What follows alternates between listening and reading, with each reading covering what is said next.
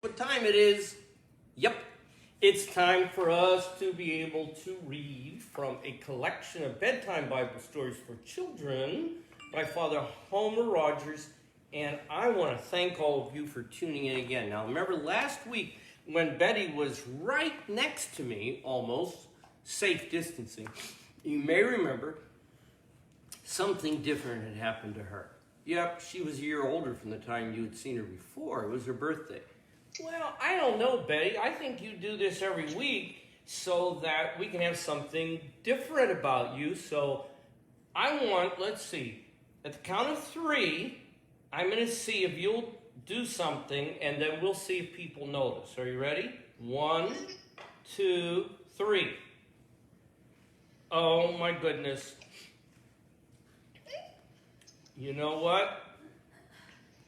All I want for Pentecost are my 2 front teeth.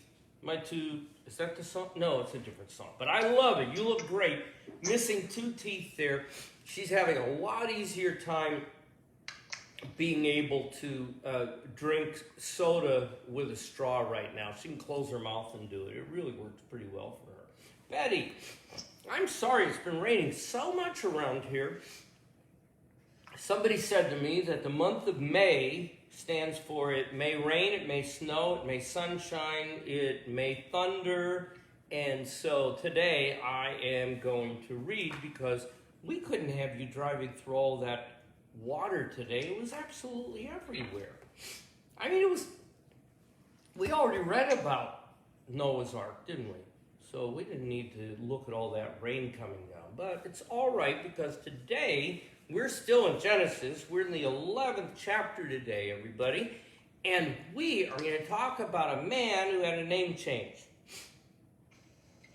Now, your name is Betty Nicole Ray. Is that right? Yep. And you've never had a name change? Yeah. Okay, because your name is Betty, right? And I think that's a really neat name. Do all of you have names that mean something? I mean, for example, in your case, Betty, are you named after anybody? Huh? Are you named after anybody? Is there anybody else named Betty that you know about? Yes. Who? Anybody I know? Mm-hmm. Okay, let's see. I think you had a great-grandmother named Betty, I think. And I think that you have a name tie-in with your mommy's godmother, whose name is Betty. Auntie Betty, that's right. So Betty is a great name. And so is the name Abram. So why didn't they just leave his name alone? We're going to find out why. After many years passed, a lot of people were moving out to the frontier from the land of Mesopotamia. In the city of Ur in Mesopotamia, there lived a fellow by the name of Terah who had 3 sons, Abram, Nahor, and Haran. Terah was bitten by the travel bug, and he wanted to leave home. For a long time, he planned to sell his holdings in Mesopotamia and go try his luck on the frontier. While they were getting everything ready, Haran died. And Mr. Terah was very sad about this. But Haran had a boy named Lot. So, when Terah and his sons finally got ready to migrate to the frontier, Lot went along with them. Terah, Abram, Nahor, and Lot, along with some of their friends, relatives, and neighbors, made up a wagon train and started out west. They came to what looked like a good piece of land and settled down and built a thriving community that they named after the dead son, Haran. They grew rich and prosperous and acquired a lot of land and cattle and became important people in the new land that was being settled. But one day, God appeared to Abram in a vision and said, Abram, I want you to leave this land and all your relatives and go on further into the frontier to a land I've picked out for you. You will have lots of descendants, and I will go make your name be great, and you will be a blessing to all mankind. Now that's pretty exciting.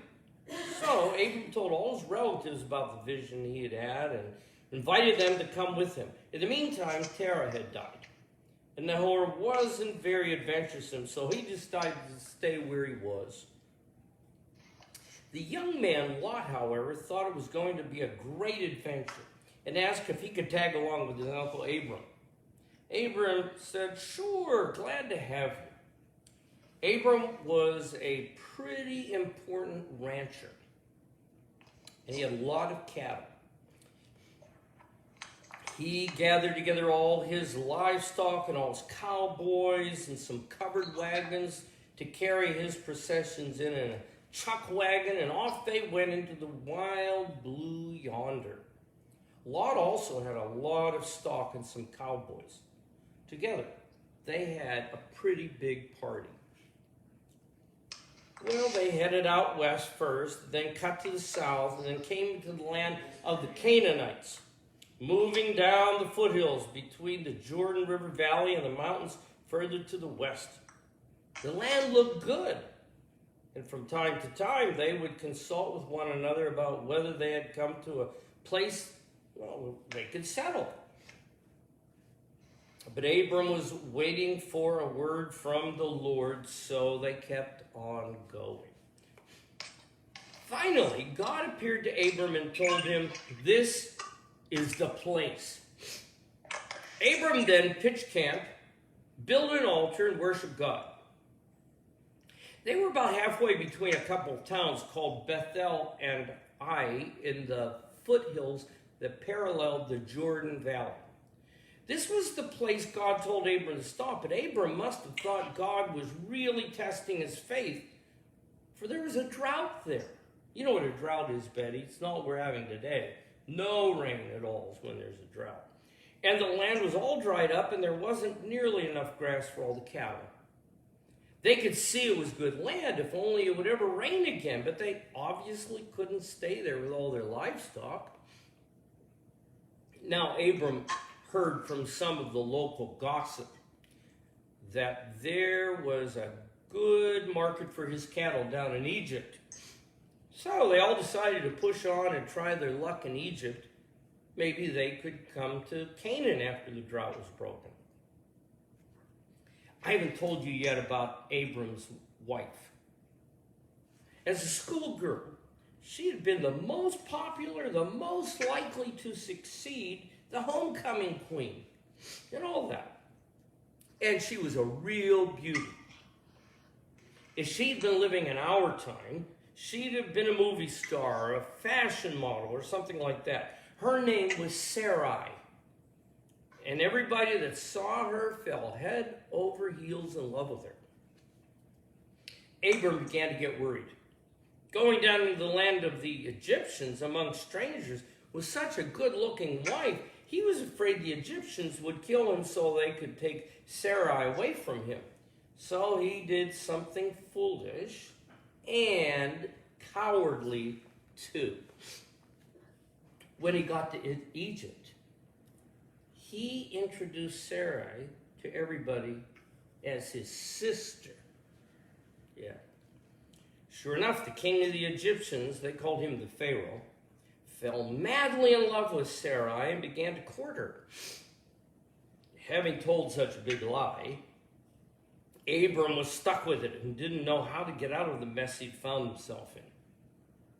The Pharaoh had Sarai and Abram over to dinner and threw a big dance for them.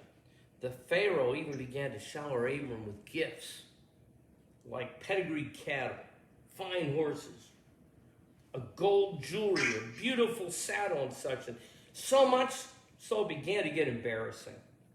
Sure enough, as you might expect, the Pharaoh finally found out that Sarai was Abram's wife instead of his sister. And boy, was he mad. He called Abram in and bawled him out good. And I kind of think Abram deserved it. Don't you?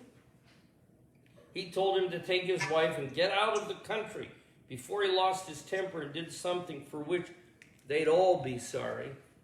So Abram and his wife Sarai and Lot and all of his cowboys left Egypt and returned to the land of Canaan, which was growing back.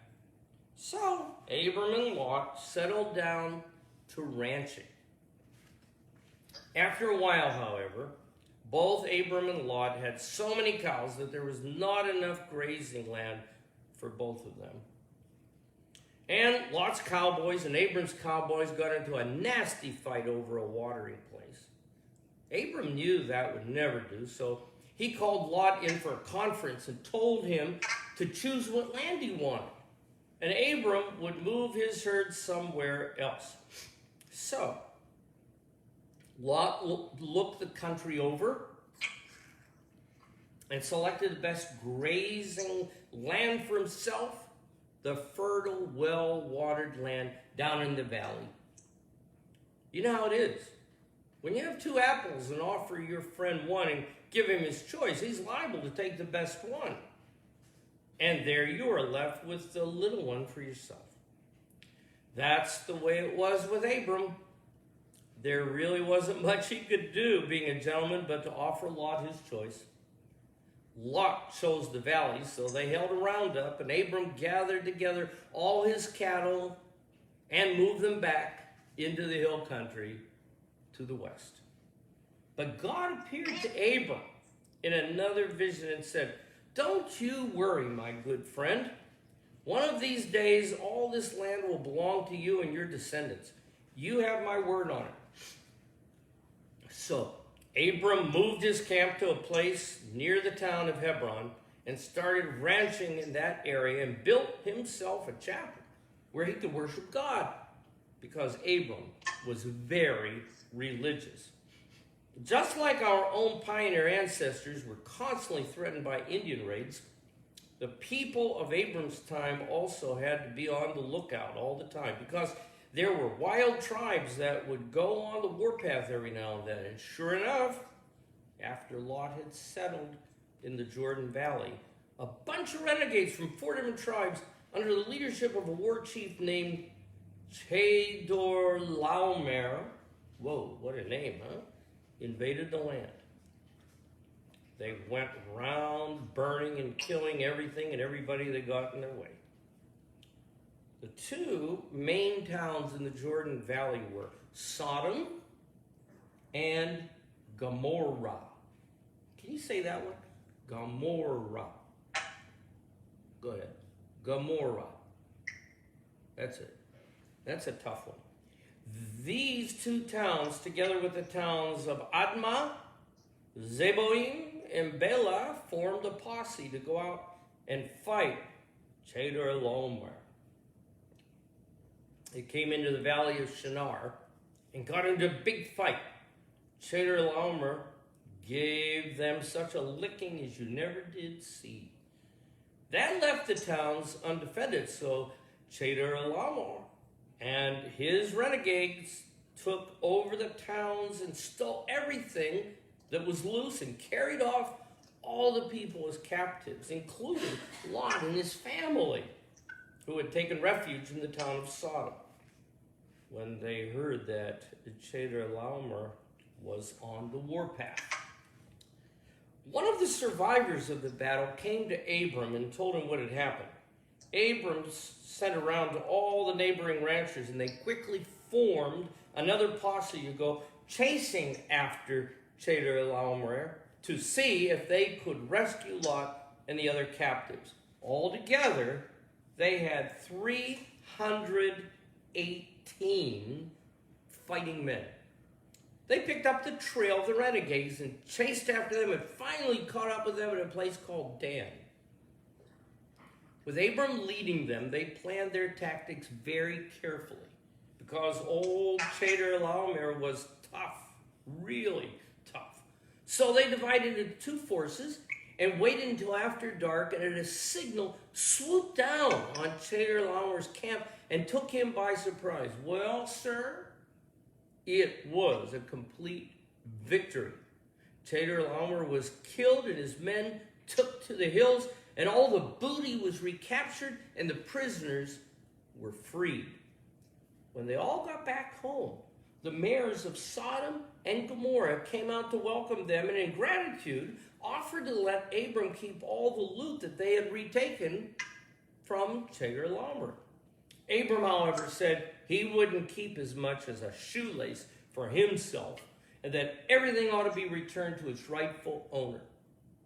I think that was really decent of Abram, don't you?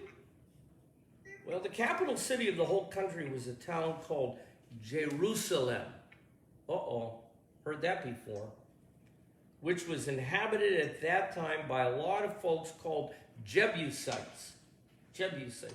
Do you have any Jebusites in your neighborhood, Betty? No, I don't think. Well, that's a group of people, and they were called Jebusites. And I don't think there's anybody in your neighborhood with that name. Not in my neighborhood either. And they had a ruler who was a sort of a combination of bishop and governor, a man named Melchizedek. Melchizedek. That's a tough name. Can you say that one, Betty? Let's have everybody, all the children out there. You ready? Melchizedek. We're going to hear more about him, so you need to remember that name, Melchizedek, who knew about the true God and worshipped him. When the Jebusites heard what Abram had done, Melchizedek paid him a visit and gave him a very special blessing in the name of the Most High God, as they referred to him. Abram was pleased with the blessing Melchizedek gave him. So he gave Melchizedek a really big contribution for his church. After this, the countryside had peace for a while. I wish, Betty and everybody else out there, that I could tell you they lived happily ever after. But it's hardly ever like that, is it? Oh my goodness. So there they were. He hadn't gotten his name changed yet, but it's coming. And next week, I'm going to read to you a chapter that is going to tell us about a son in goat's clothing. Thank you. Yeah. Can you believe it? A son in goat's clothing. So that's what we're going to look at next time. And then it'll make sense why Jesus talks about the sheep and the goats. So I don't know what kind of surprises you're going to have for us next week, Betty. But I think the teeth look pretty good. So let's do another one of those big smiles. Okay, let's see it again. Yeah, it looks good. Tooth fairy come? Yeah. Yeah, what are you getting for teeth these days? How much tooth fairy leave? The first night she didn't come, but the second night she came. Wait, did she keep an appropriate social distance and wear a mask, do you think? Maybe, yeah, probably. I imagine the tooth fairy got the memo about that. Well, I hope everybody has a really great week. Remember, there's a special day coming up this week, so you be ready for that, the Feast of the Ascension, where we celebrate the fact that Jesus ascends into heaven. But next week, I'll be back with you. Betty will be back with us. And I hope you have a beautiful week. God bless all of you.